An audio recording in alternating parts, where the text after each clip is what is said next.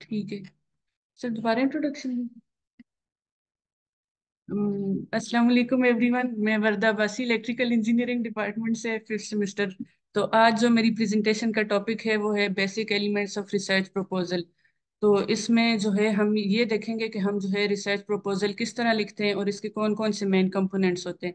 सबसे पहली चीज़ जो हम इसमें डिस्कस करेंगे वो ये कि हम रिसर्च प्रपोजल क्यों लिखते हैं, इसकी क्या वजह होती है। रिसर्च प्रपोजल लिखने का एक ही होता है कि इसमें जो होता है हमारे जो गोल्स होते हैं, जो हमने अचीव करने होते हैं रिसर्च प्रपोजल के बाद रिसर्च करके, वो क्लियरली डिफाइन हो जाते हैं। तो हमारा एक माइंड सेट बन जाता है कि हमने इस रिसर्च प्रपोजल में कौन कौन सी चीज़ें डिस्कस करनी है। दूसरा एक होता है कि हम जो होता है सुपरवाइजर से अप्रूवल ले रहे होते हैं, कि वो जब हमारा रिसर्च प्रपोजल पढ़ता है तो वो कहता है कि इज इट वर्थ इट कि मैं इसे सुपरवाइज करूं या ना करूं। तो दूसरी चीज़ ये होती है। और तीसरी चीज़ ये होती है कि हम इसको जब फंडिंग के लिए यूज करते हैं जी, जब हम किसी ऐसी ऑर्गेनाइजेशन में इसे प्रेजेंट करते हैं तो उधर से हमें इसे फंडिंग के लिए यूज करते हैं। अब रिसर्च प्रपोजल लिखते हुए हमारे पास जो की स्टेप्स होते हैं या जो मेन चीजें जिस इंक्लूड होती हैं वो 7 चीजें, जिनमें टाइटल आता है, इंट्रोडक्शन आता है, प्रॉब्लम स्टेटमेंट आती है, ऑब्जेक्टिव्स होते हैं, लिटरेचर रिव्यू होता है, रिसर्च मेथोडोलॉजी होती है और रेफरेंसेस होते हैं। सबसे पहले टाइटल, कि हमारे रिसर्च प्रपोजल का टाइटल कैसा होना चाहिए। इस पे भी सभी ने ब्रीफ डिस्कशन की है, लेकिन फिर भी ये कि ये कंसाइज होना चाहिए, टू द पॉइंट होना चाहिए, और it should be eye catching, और जो होता है ये क्लियरली हमारे रिसर्च टॉपिक को डिफाइन कर रहा हो, और इसमें जो लैंग्वेज यूज हो रही है वो अंडरस्टैंडेबल हो। और बस ज्यादा डिटेल्स ना हो, अननेसेसरी डिटेल्स को हमें अवॉइड करना होता है टाइटल में। दूसरा इंट्रोडक्शन में होता है। इंट्रोडक्शन में एक इस तरह होता है कि हमने रिसर्च प्रपोजल में जो जो किए उसे हमने कंसाइज करके जो होता है इंट्रोडक्शन में बताना होता है, कि हमने क्या मेथोडोलॉजी अप्लाई करनी है, हमारा प्रॉब्लम क्या होगा, उसको अचीव करने के लिए हमने कौन कौन से स्टेप्स यूज करने हैं, वो सारी चीज़ें इंट्रोडक्शन में आती हैं। और इंट्रोडक्शन में हम ये भी लिखते हैं कि हम जो रिसर्च लिख रहे हैं या रिसर्च कर रहे हैं उसकी सिग्निफिकेंस क्या है इस एरिया में, रिसर्च एरिया में। इसके बाद प्रॉब्लम स्टेटमेंट होती है, कि जब हम रिसर्च प्रपोजल के लिए कोई भी टॉपिक उठाते हैं तो जाहिर सी बात है हम उससे पहले लिटरेचर रिव्यू करते हैं। हम उससे पहले जो उस पे मटेरियल या नॉलेज मौजूद होता है हम उस सबको पढ़ते हैं। उसका रिसर्च गैप जो होता है, मतलब कितना गैप है, और जो कंट्रोवर्सीज आ रही होती है रिसर्च में, वो सारी चीजें हम नोट डाउन करते हैं। उसके बाद कोई एक प्रॉब्लम उठाते हैं और उस प्रॉब्लम पे हम रिसर्च कर रहे होते हैं, तो हमें यहाँ पर वो कंसाइज करके वो प्रॉब्लम आइडेंटिफाई करना होता है कि हमने किस प्रॉब्लम पे काम करना है इस रिसर्च में। उसके बाद ऑब्जेक्टिव्स ये होते हैं कि जब हमने एक प्रॉब्लम उठा ली है तो जब हम उस प्रॉब्लम को सॉल्व करेंगे तो उससे हमें कौन कौन से ऑब्जेक्टिव्स मिल रहे हैं, मतलब हम इस प्रॉब्लम को सॉल्व करेंगे तो हमारे इससे रिलेटेड कौन कौन से मसले हल हो रहे हैं, वो सारे ऑब्जेक्टिव्स हमने इसमें एम्स में लिखने होते हैं। और ये ऑब्जेक्टिव्स होते हैं, ये स्पेसिफिक होने चाहिए, अचीवेबल होने चाहिए, और हमारी जो रिसर्च एरिया है उससे रेलेवेंट होने चाहिए। और इसमें टाइम बाउंड भी होना चाहिए, कि मतलब हमने जो रिसर्च कर रहे हैं वो स्पेसिफिक टाइम में कंप्लीट हो रही है या नहीं। ये ना हो कि हम रिसर्च स्टार्ट कर रहे हैं लेकिन वो उस टाइम में कंप्लीट ही ना हो रही हो। तो ये चीज़ें हमें करनी होती हैं। और ऑब्जेक्टिव्स में हमें अनसर्टिनिटी और इस तरह के हो सकता है हमारे पास से ये आंसर आ जाए, या इस तरह की एम्बिग्विटी जो होती है उसे रिमूव करना होता है, उसे हमें मेंशन नहीं करना होता। इसके बाद लिटरेचर रिव्यू होता है। लिटरेचर रिव्यू में इससे पहले कि जो हमारा रिसर्च एरिया है उस पे पहले भी लोगों ने रिसर्चेज वगैरह की होती हैं, तो हमें वो सारे रिसर्च पेपर्स या सारा रिसर्च मटेरियल पढ़ना होता है और उसको समराइज करना होता है। अब समराइज भी हम दो तरह से करते हैं, एक क्रोनोलॉजिकली करते हैं और दूसरा थीमेटिकली करते हैं। क्रोनोलॉजिकली में जो होता है हम विद रिस्पेक्ट टू टाइम करते हैं, कि पहले इस बंदे ने ये रिसर्च की थी उसमें ये था, फिर दूसरे बंदे ने रिसर्च की, मतलब विद रिस्पेक्ट टू टाइम वो जो सारी चेंजेस या जो सारी रिसर्च हुई होती है वो हम उससे रिलेटेड पढ़ते हैं, और फिर उसे विद रिस्पेक्ट टू टाइम्स होता है वो अपने पास समराइज करते हैं। या दूसरा थीमेटिकली, के मतलब पहले वाले ने जो की थी उसका टाइटल ये था, फिर दूसरे वाले ने इस तरह की उसका थीम ये था। तो ये दो तरह होते हैं लिटरेचर रिव्यू करने के। और लिटरेचर रिव्यू जो होता है हम डिफरेंट तरह से करते हैं, या तो हम जो होता है उससे रिलेटेड आर्टिकल्स वगैरह पढ़ते हैं, जर्नल्स वगैरह पढ़ते हैं, और जो होता है इस तरह हम लिटरेचर रिव्यू करते हैं और उसको हम समराइज करते हैं की पॉइंट्स में। और ये जो होता है हमें बताता है कि हम जो रिसर्च कर रहे हैं वो और जो पिछले लोगों ने रिसर्च की उसमें क्या गैप आ रहा है। और जो पहले लोगों ने रिसर्च की, जाहिर सी बात है उस पर क्वेश्चंस हुए होंगे, कंट्रोवर्सीज हुई होंगी, उनको उन्होंने आंसर किए होंगे, तो वो सारी चीजें हम इसमें डिफाइन करते हैं। इससे एक तरह ये होता है कि हमारा कंसेप्ट बन जाता है और हमारे माइंड में एक वो होता है कि इससे पहले जो हुआ है उसमें क्या हुआ और हम जो कर रहे हैं उसमें क्या है। अब रिसर्च मेथोडोलॉजी में ये होता है कि हम जो रिसर्च कर रहे हैं उसके लिए जो हम अपना आउटपुट लाना चाह रहे हैं उसके लिए हम कौन कौन से मेथड्स यूज कर रहे हैं।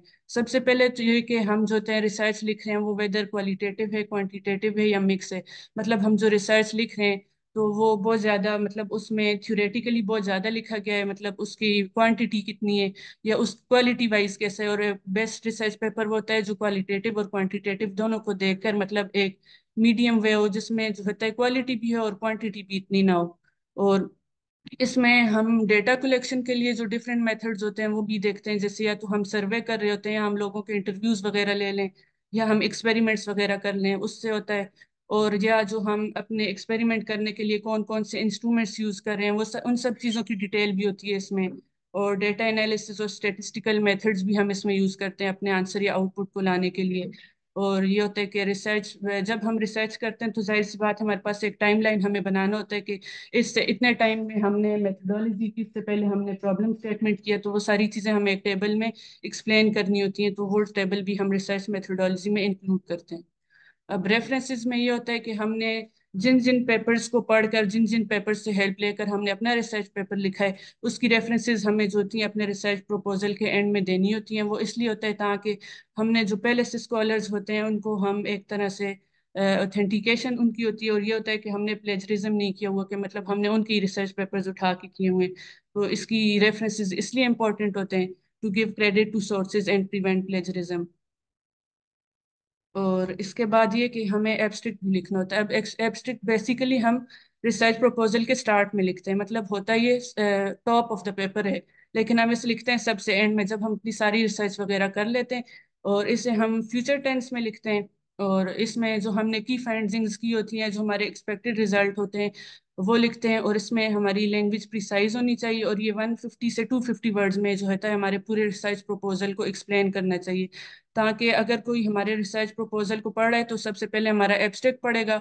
और अगर वो इसे कहता है कि वर्थ इट है तो वो तब जाके पूरा रिसर्च प्रपोजल पढ़ेगा। अगर वो इसे जो है सही नहीं समझता तो वो फिर आगे प्रपोजल नहीं पढ़ता।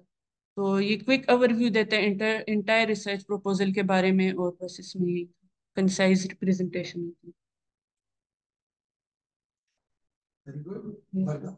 और अगर आपने मेरे को पॉइंट कोई कुछ सजेशन वर्गा के लिए है तो प्लीज कहो।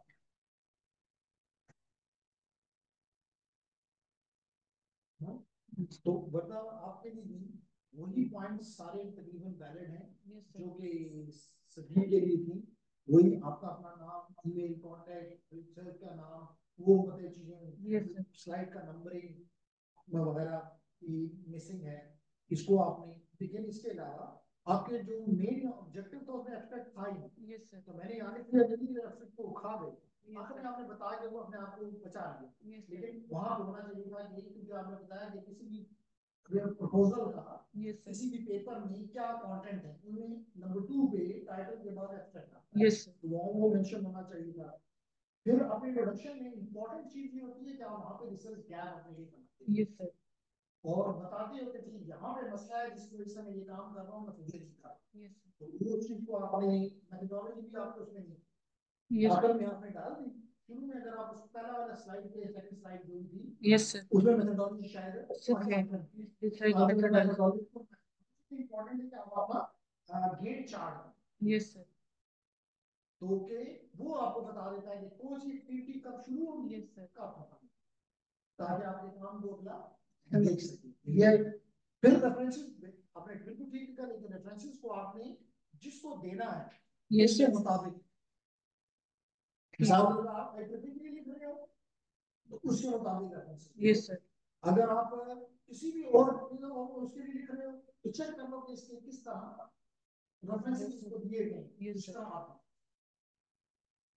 Yes sir. तो आप भी मेरे ख्याल से इसको पिक्चर ले लें, यस स्लाइड को इंप्रूव करें and come.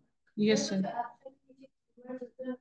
O yes, yes यहाँ पे एक टर्म इस्तेमाल की थी सबीन ने कि जी कीवर्ड्स। Yes sir. कीवर्ड्स का ये मकसद होता है कि इस टॉपिक में जो जो टर्म्स इस्तेमाल हुई जो टेक्निकल है, फॉर एग्जांपल जो कि एक बंदा मिसाल के तौर पे आप देख रहे होंगे, आप एलआरडी में इंटरेस्टेड हो, मॉडल की, लेकिन आप एलआरडी में इंटरेस्टेड हो, कीवर्ड से आपको आपके टाइटल में नहीं आ रहा है, लेकिन कीवर्ड को देख के आपने मॉडलिंग में ये बंदा ये बंदी एलआरडी देखना चाहती है, स्ट्रिंगनेस देखना चाहती है, शॉर्ट लाइन देखना चाहती है, हैवी टेल देखना चाहती है।